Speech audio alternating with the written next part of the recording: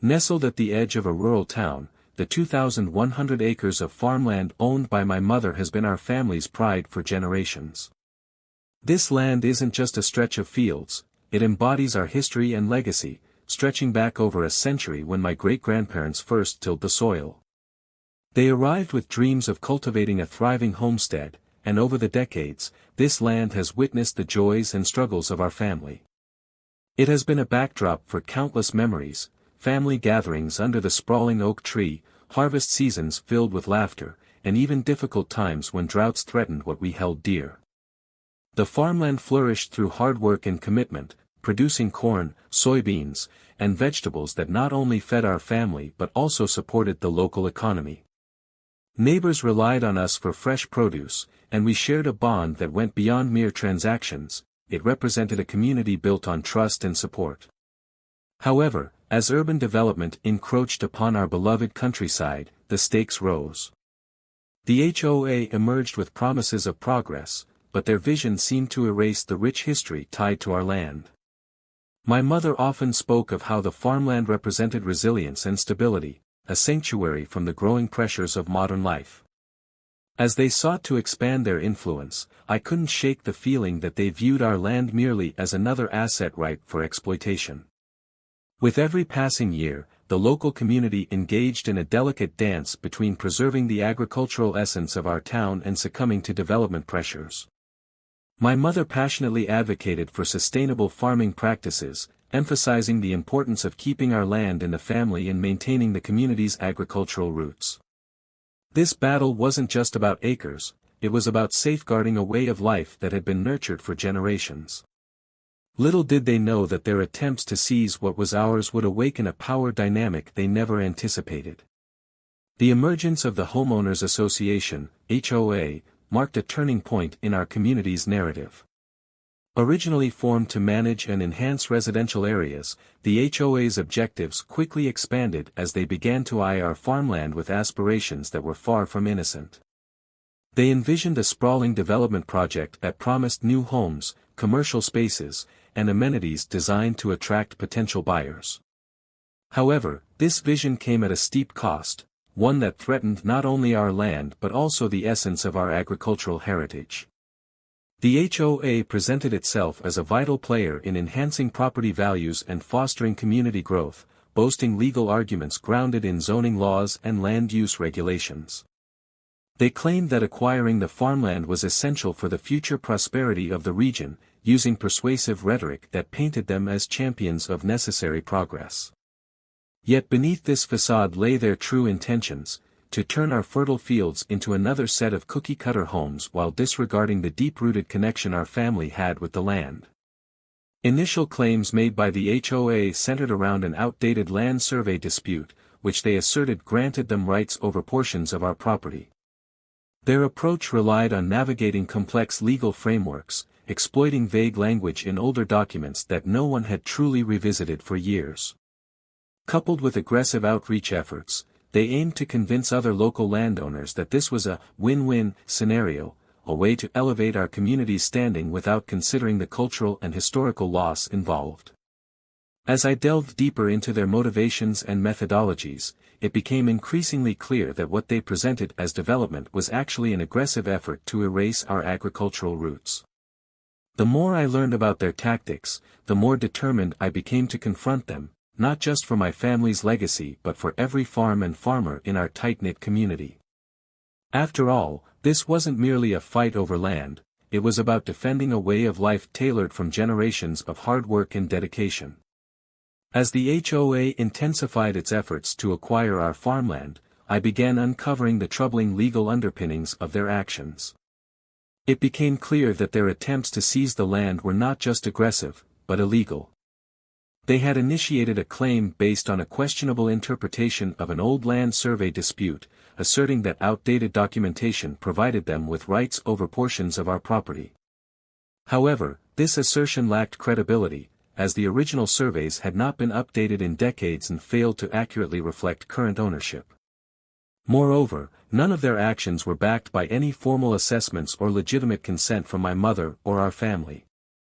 The HOA made unilateral decisions without following required protocols, neglecting to notify us through proper channels. By bypassing these critical steps, they violated local regulations that mandated transparency and fair notification in property disputes. Their disregard for these laws suggested that they knew their claim lacked substance but were willing to proceed with it regardless. The more I dug into the legal frameworks, the clearer it became that the HOA was exploiting loopholes and utilizing aggressive tactics to intimidate landowners into submission. They held community meetings where they misrepresented the potential benefits of the land acquisition, misleading other residents into believing this development was crucial for economic growth. This manipulation not only jeopardized our family's livelihood but also threatened the integrity of every farmland owner in our area. As I documented these infractions, a sense of urgency enveloped me. This wasn't simply a family matter, it was about protecting our community's rights against an organization willing to wield power irresponsibly. Armed with evidence of their illegal seizure tactics, I prepared to take a stand against the HOA, ready to defend not just our land, but the very principles of justice and fairness that underpin our shared agricultural heritage. While investigating the HOA's dubious claims over our farmland, an unexpected discovery revealed a significant advantage in my favor: the power grid supplying electricity to the entire community, including the HOA, was under my control. The realization hit me like a bolt of lightning: this connection had the potential to shift the balance of power dramatically. As I reviewed the utility maps buried in my mother's old files, I uncovered that our family had retained the rights to the electrical infrastructure that serviced not just our property but also the surrounding developments. This control over the power grid meant I could impact not only the HOA's operations but also the daily lives of all residents within their jurisdiction. The implications were vast and exciting yet daunting.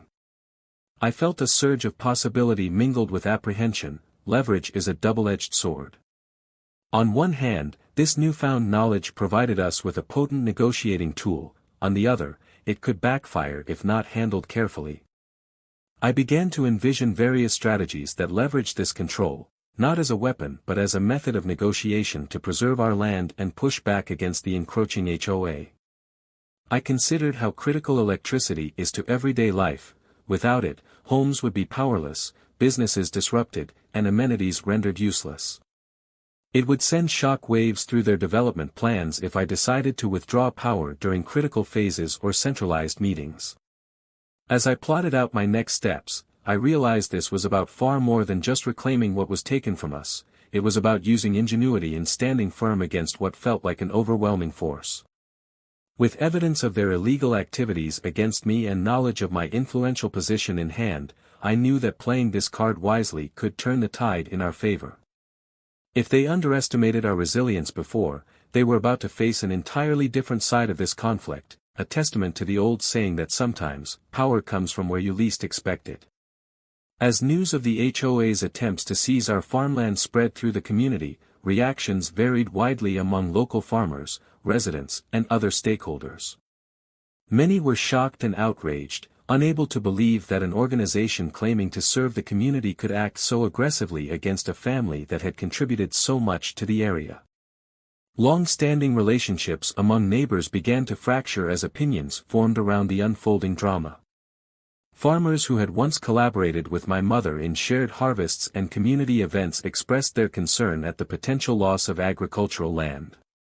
They understood what it meant for our region. Without such farms, the landscape would transform into something unrecognizable, replacing fields of corn and soybeans with rows of houses. Some farmers rallied to support us, eager to protect their own land from a similar fate, while others hesitated, fearing retaliation from the HOA if they spoke out. The narrative took on a life of its own at local gatherings. At the coffee shop and town hall meetings, passionate discussions erupted about property rights and community values. Residents who had previously been indifferent found themselves drawn into the conflict, realizing that this wasn't merely about one family's struggle but about defending their heritage against encroaching development. The local news picked up the story, amplifying voices from both sides and putting pressure on the HOA. As I moved through this whirlwind of emotions and reactions, I felt a growing sense of responsibility, not just for my family's legacy but for all who shared this land.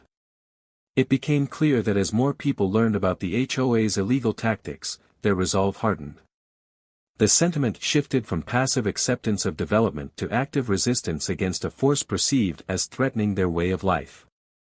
This awakening galvanized us all. Together, we began to explore ways to unite against the HOA's actions, laying the groundwork for a broader movement to protect our agricultural roots and community values. With a renewed sense of purpose and the backing of the community, I knew it was time to navigate the legal channels to challenge the HOA's claims effectively. The first step was to consult with a lawyer who specialized in property rights and land disputes. During our initial meeting, I presented all the research I had conducted and shared my concerns about the HOA's illegal seizure efforts. The attorney examined the documentation I brought, including the outdated land surveys and correspondence from the HOA, and expressed optimism about our case. Following this consultation, I began gathering evidence systematically. I combed through public records at the local courthouse, searching for any documents that could substantiate my family's ownership of the farmland and reveal any discrepancies in the HOA's claims. It was crucial to build a solid legal foundation that would challenge their assertions effectively. I discovered several instances where the HOA had failed to adhere to required notification procedures when attempting to acquire properties, which further underscored their illegitimacy. Next, I reached out to other affected landowners who were willing to share their experiences dealing with the HOA. Collecting testimonials not only strengthened our case but also fostered solidarity among us. As more people spoke up about similar tactics used against them, it became increasingly apparent that the HOA's methods were widespread and fraught with legal violations. Additionally, I meticulously documented all interactions with the HOA, emails sent, meetings attended, and conversations held, creating a comprehensive timeline of their actions. This documentation would be invaluable in highlighting their aggressive approach and lack of adherence to proper legal protocols. As we prepared for what could become a protracted legal battle, I felt an exhilarating blend of anxiety and determination. With every piece of evidence collected and every story shared, we were forging a path toward justice, not just for my family but for everyone whose rights had been undermined by this powerful entity. The resolve of our community gave me strength. Together, we would confront this Goliath and reclaim what was rightfully ours. Equipped with the knowledge that I controlled the power grid, I began to formulate a strategic plan aimed at leveraging this advantage against the HOA. My goal was not to wield this power as a weapon but to negotiate from a position of strength, compelling the HOA to reconsider their aggressive tactics toward our farmland. First, I meticulously outlined the key points I wanted to address in my negotiations. I envisioned a meeting where I could confront the HOA with evidence of their illegal actions while reminding them of my control over the power supply. This would establish that I wasn't just an individual landowner but a significant player in the community's infrastructure. The ability to affect their operations directly would underscore the importance of reaching an amicable resolution. I planned to invite HOA representatives to a local community center, ensuring a neutral ground where many residents could witness our discussions. The aim was to foster transparency and community involvement, making it clear that their actions were under scrutiny by those they sought to serve. During this meeting, I intended to present not only my legal findings but also testimonials from other farmers and residents who shared concerns about the HOA's tactics. This collective voice would amplify our demands for fair treatment and highlight our resistance against their intimidating methods. Furthermore, I considered how my control over the power grid could be used as leverage in other ways. For instance, if negotiations broke down or if the HOA continued its illegal pursuits, I could strategically cut power during crucial times, like community events or board meetings, forcing them to confront the reality of their dependence on our shared resources. This would send a clear message about the consequences of their actions, emphasizing that they could not simply trample over the rights of long-standing landowners. As I solidified my strategy, I felt invigorated by the support of my community and determined to use every tool at my disposal to protect our agricultural heritage. With careful planning, I was ready to confront this challenge head-on, transforming the dynamics of power in our favor and standing firm against those who sought to undermine us. The day of the pivotal meeting had finally arrived, and the atmosphere was charged with anticipation. A crowd of local farmers and concerned residents gathered in the community center, their faces etched with determination. I stood at the front, flanked by community members ready to support me as I prepared to confront the HOA representatives.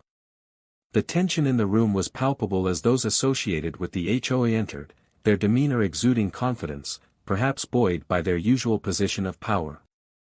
As I opened the meeting, I outlined my observations regarding the HOA's questionable land seizure tactics and presented evidence gathered over weeks of painstaking research. I laid out the outdated surveys, inadequate notifications, and testimonies from other landowners who felt bullied into silence. As I spoke, I could feel the growing solidarity in the room. Nods of agreement echoed as more locals shared their experiences of intimidation from the HOA. However, when it came time for the HOA representatives to respond, their tone shifted from dismissive to combative.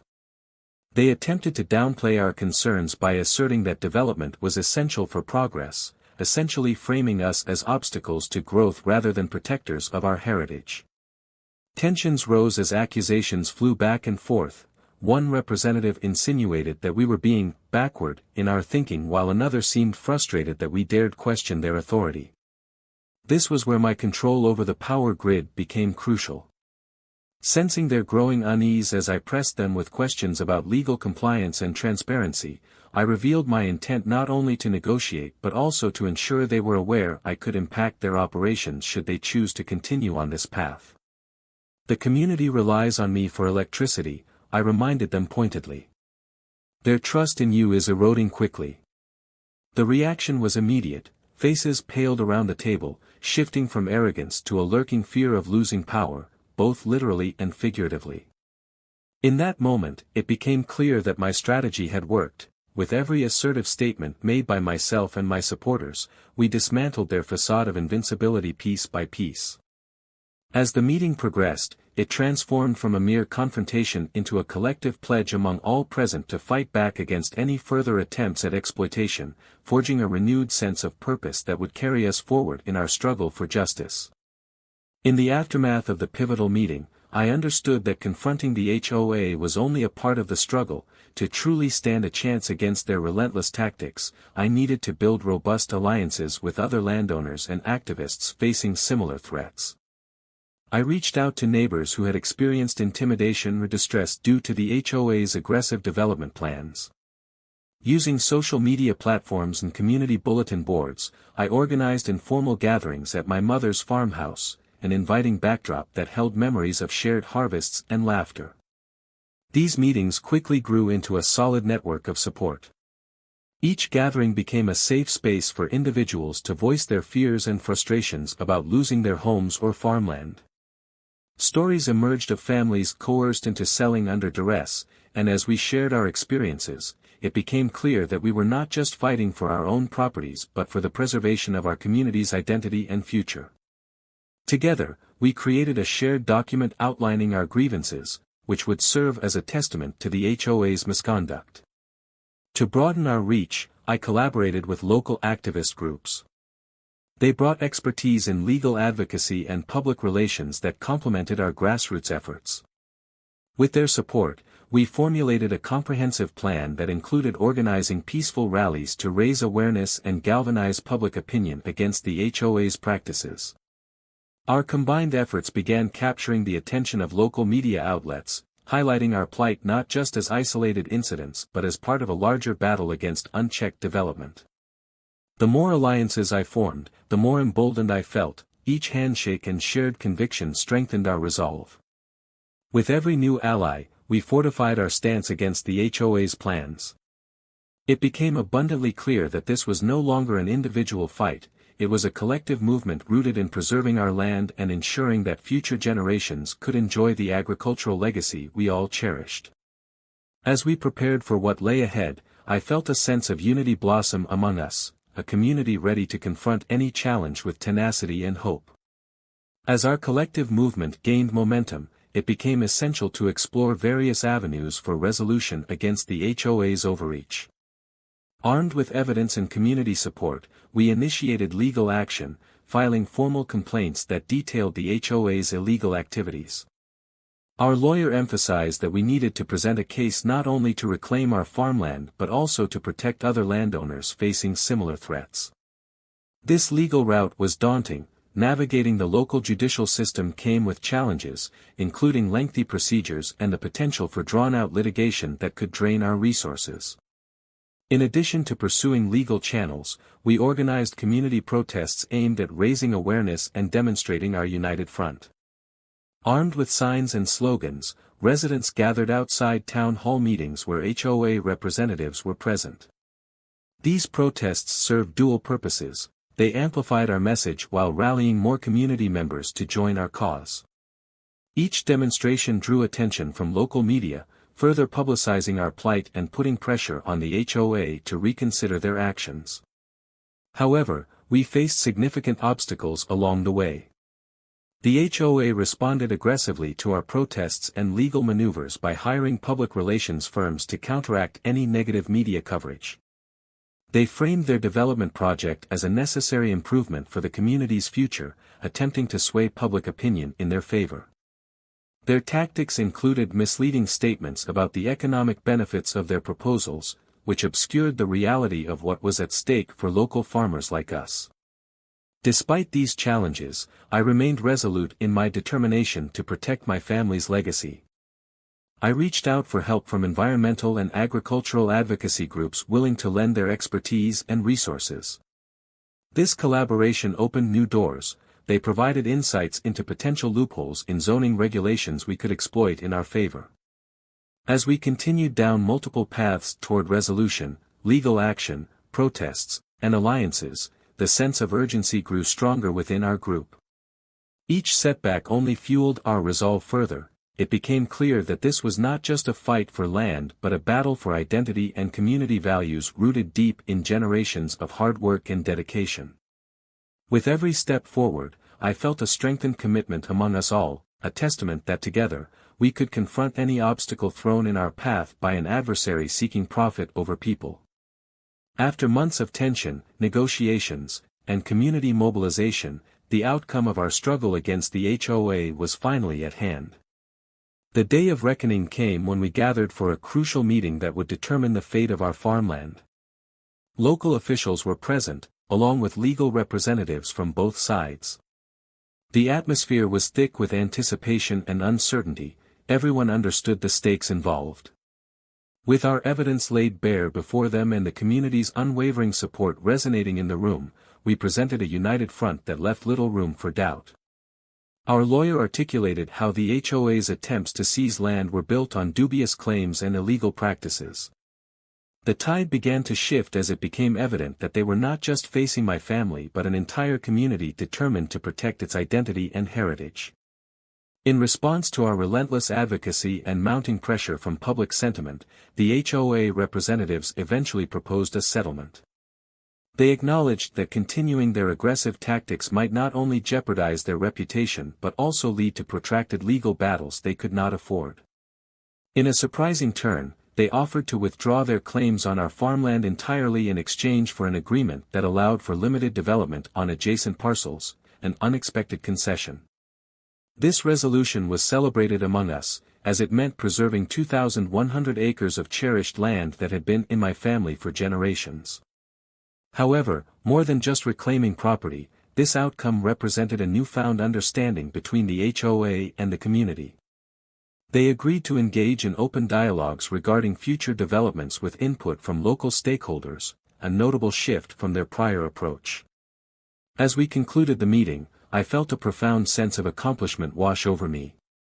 Not only had we reclaimed what was rightfully ours, but we had also fostered a spirit of collaboration moving forward.